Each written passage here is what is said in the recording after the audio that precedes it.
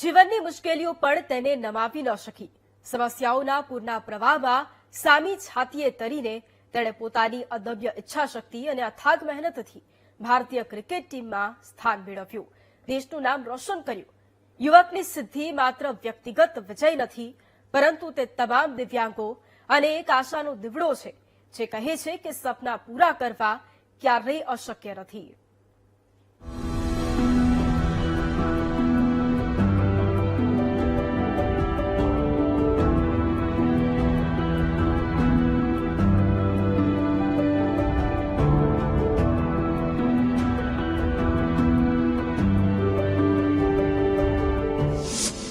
ગીર સોમનાથના ઉનામાં દિવ્યાંગ યુવકની કમાલ. નાના એવા ભાડશી ગામમાં પ્રગટ્યો સફળતાનો દીવો. ભારતીય વિકલાંગ ક્રિકેટ ટીમમાં થયું સિલેક્શન. મિલને સમગ્ર દેશમાં ગુજરાતને ચમકાવ્યું. ગુજરાતના ઉનાના મિલન નામના દિવ્યાંગ યુવકની સફળતા દર્શાવે છે કે મનમાં અટલ વિશ્વાસ હોય તો કોઈ અડચણ અજય નથી. શારીરિક ખોટ હોવા છતાં ભારતીય ક્રિકેટ ટીમમાં સ્થાન મેળવવું એ તેની અદમ્ય ઈચ્છાશક્તિનું જીવંત પ્રમાણ છે. વિકલાંગતા તેના માર્ગની રૂકાવટ ન બની, બલકે તેણે તેને પોતાની તાકાત બનાવીને દેશનું ગૌરવ વધાર્યું. વાત છે ઉના તાલુકાના 1100ની વસ્તી ધરાવતા ભાડશી ગામની. મિલન લાખનોત્રા નામના યુવકે લાખો દિવ્યાંગોના હૃદયમાં આશાનો દીપ પ્રજ્વલિત કર્યો છે. મિલનને નાનપણથી જ ક્રિકેટ રમવાનો શોખ અને જુસ્સો હતો, પણ કુદરતે યુવાનના નસીબમાં એટલી કસોટીઓ લખી હશે કે ન પૂછો વાત. 2014માં કોલેજથી ઘરે જતા બાઇક અકસ્માતમાં ડાબો પગ ગુમાવ્યો. એકના એક દીકરાની સ્થિતિ જોઈને પરિવાર પર આભ ફાટી પડ્યું.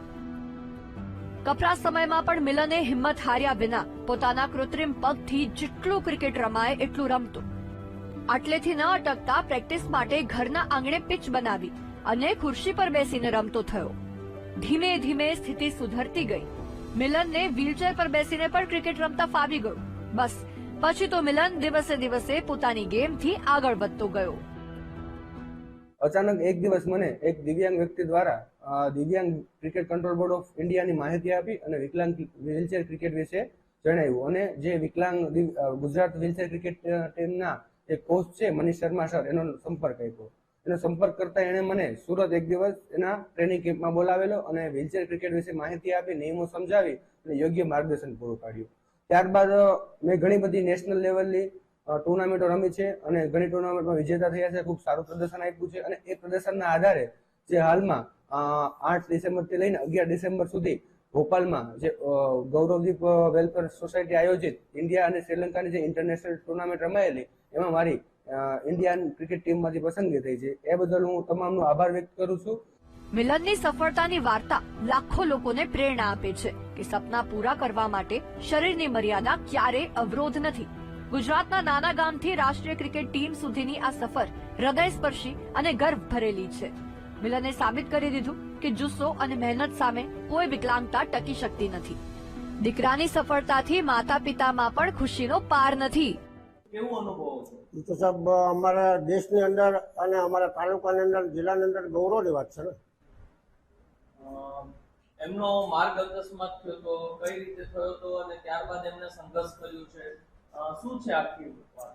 એ સાહેબ જ્યારે 2014માં સ્કૂલેથી ઘરે આવતો હતો અને અમારા ગામની નજીક જ એનું એક્સિડન્ટ થયેલું છે, એનો ડાબો પગ ગુમાવેલો છે. ત્યારે તો સાહેબ અમને પણ ટેન્શન એવું હતું કે આમાંથી શું થવાનું છે.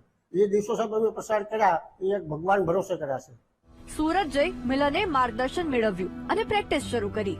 દિવ્યાંગ ક્રિકેટ કંટ્રોલ બોર્ડમાં વર્ષ 2024થી 25 સુધીમાં અલગ અલગ રાજ્યોમાં જઈને વ્હીલચેર ક્રિકેટ ટુર્નામેન્ટો રમી. અંતે તેની મહેનત અને ક્રિકેટ પ્રત્યેનો તેનો પ્રેમ રંગ લાવ્યો. 24 નવેમ્બરે દિવ્યાંગ cricket control board of India દ્વારા ભારતીય વિકલાંગ ટીમમાં પસંદગી કરવામાં આવી અને 8 ડિસેમ્બરે ભારતીય ટીમ તરફથી પ્રથમ T20 રમવાનો મોકો પણ મળ્યો અને 3 મેચ રમ્યા, જેમાં ભારતની ટીમનો 3-0થી વિજય થયો.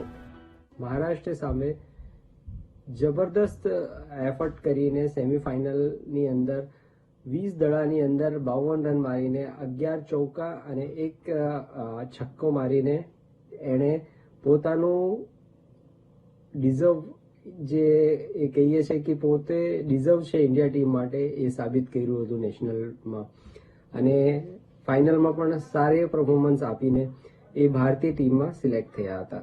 ખૂબ જ ઘણી મહેનત અને એમણે જે લાગણી છે એને એ લાગણીને જોઈને અને એ મહેનતને જોઈને હું એમને આવનારા સમય માટે બહુ શુભકામના આપું છું.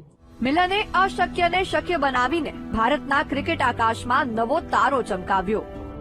તેની સિદ્ધિ દરેક વિકલાંગ વ્યક્તિ માટે એક તેજસ્વી આશાનું કિરણ છે.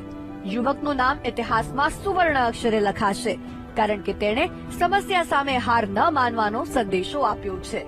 ભારત માતાના આવા સપૂતને હૃદયપૂર્વક વીટીવી ન્યૂઝના સલામ. Rakesh Dave, VTV news, Una.